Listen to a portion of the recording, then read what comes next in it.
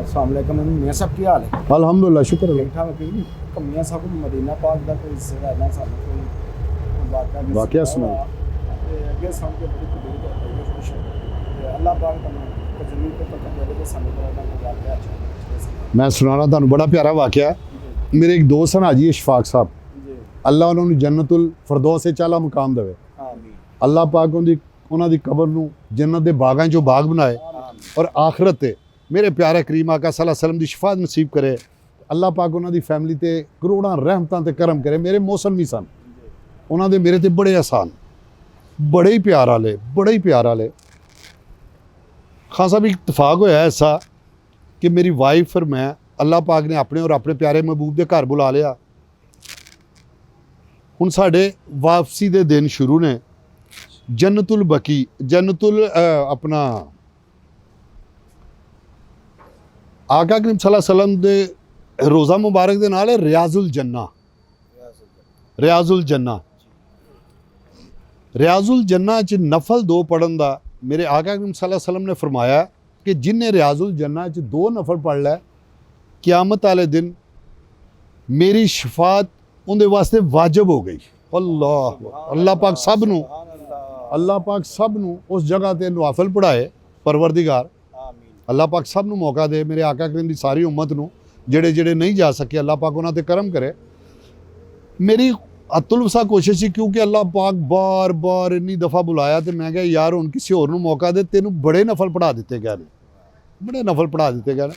तो मैं उस साल उस वक्त ना नफल ना पढ़ सकिया, एहो ही सोच के कि यार जरूर राशिद जाने कि कोई और तेरी जगह ते बह जाएगा, तेनू अल्लाह अजर देगा। मैं नफल ना पढ़े, मक्का पाक वापस आ गया।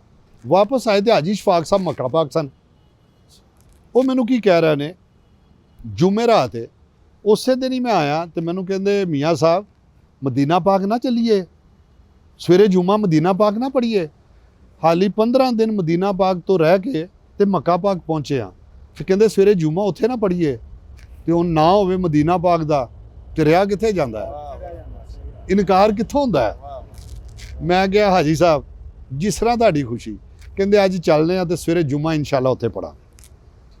मेरे दिल च एवें ख्याल आया कि मेरे करीम आका ने वापस बुला लिया, मैं नफल नहीं पढ़े, कितने नफलों वास्ते तो नहीं वापस बुला लिया। अल्लाह अकबर। लो जी हाजी इशफाक साहब, इतफाक ना मेरा नाम ही इशफाक है तो उन्होंने नाम ही इशफाक सी, उन्हें गड्डी कड्डी है।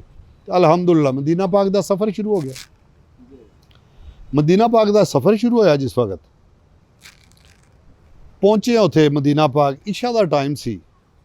ईशा पढ़ी है, ईशा जिस वक्त पढ़ी है, ईशा तो बाद आए हैं तो मैनू हाजी साहब की कह रहे ने मियाँ साहब रियाजुल जन्ना च नवाफल ना पढ़ लिए। ओए होए मेरे दिले, मैं कहा वाह करीम आका नफलों वास्ते ही बुला लिया तुस। हाजी साहब ना उन्होंने सोर्सिस सन उत्थे, तलक सन, बड़े प्यार वाले तलक सन। दो नवाफल पढ़ते सी ते बंदियां नूं ना कढ़दे सन दो, बड़ी मुश्किल दे नाल इन्ना रश हुंदा है कि सकून नाल नफल भी बाज़ौकात नहीं पढ़े जाते।